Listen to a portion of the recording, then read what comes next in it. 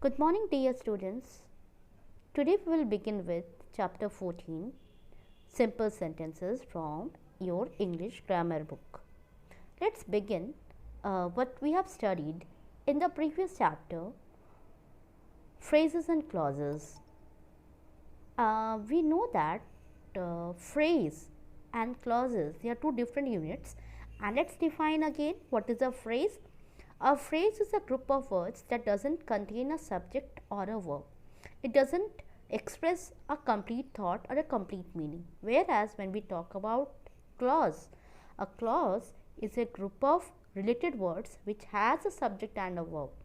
Also students, you should know a clause can function as a sentence by itself or as part of a sentence.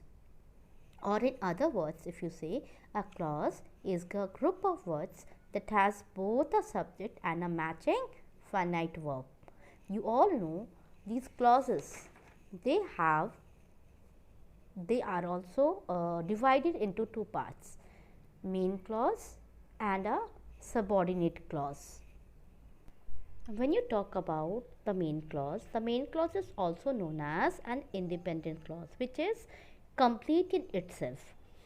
And when you talk about a dependent or a subordinate clause, it needs a main clause to complete its meaning. As you can see in the next slide, I have mentioned here there are two kinds of clauses where you can say main clause, or it is also known as an independent clause. When you talk about it, it's a clause that can stand alone as a sentence, or you can say it can make sense by itself, and that is also known as a simple sentence, which we will take up in this lesson, chapter number 14. Also, we have another clause, you all know, subordinate clause, which is also known as dependent clause. It's a clause that adds the additional information to the main clause, but which cannot stand alone as a sentence. Dear students, you should know in English grammar, sentence structure is the arrangement of words, phrases and clauses in a sentence. And the meaning of the sentence, or you can say the grammatical function of the sentence, is dependent on this structural organization. So, to define, or in other words, in traditional grammar, the four basic types of sentence structures are as follows. They are simple sentences, compound sentences, complex sentences, and compound complex sentences. So, you have four types of sentence structure in English grammar. So, students, when you talk about simple sentences, we talk about it's complete in itself. It has one independent clause, or you can say a simple sentence is a sentence with only one subject and one predicate.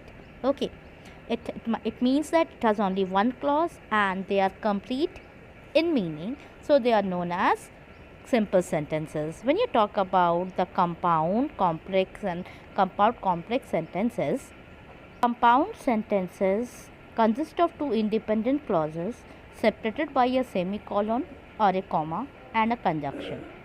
Also, complex sentences, it has one independent clause and also one or more dependent clauses. And when you talk about compound complex sentences, it has two independent clauses with one or more dependent clauses. Students, you have to study about simple sentences and the exercises mentioned in chapter number 14. Let's now understand what is a simple sentence. A simple sentence is a sentence that consists of just one independent clause. In your book, in page number 114 and 115, when you go through the sentences or examples which has been mentioned in the book, you find that you have one clause and in those sentences, and they all are complete in meaning. And these kind of sentences having one subject and one predicate, they are known as simple sentences. Remember, simple sentences can be short or long, but they will have only one subject and one predicate. Remember, a simple sentence will have only one finite verb. It should not have more than one finite verb. For example, you can see the sentence is, the prisoner escaped. When you notice, you can find an independent clause over here, that is, it has one subject and a finite verb. That is, the prisoner is your subject and escaped is your finite verb. Let's take some more examples over here. The prisoner and his friend escaped, which is an example with a compound subject, and another example which is given as, the prisoner and his friend escaped but were later caught. This sentence is an example with a compound subject and a compound predicate. Now students, you should have a question in your mind that what is a compound subject and what is a compound predicate. So, a compound subject consists of more than one noun or more than one pronoun or a noun phrase. Okay.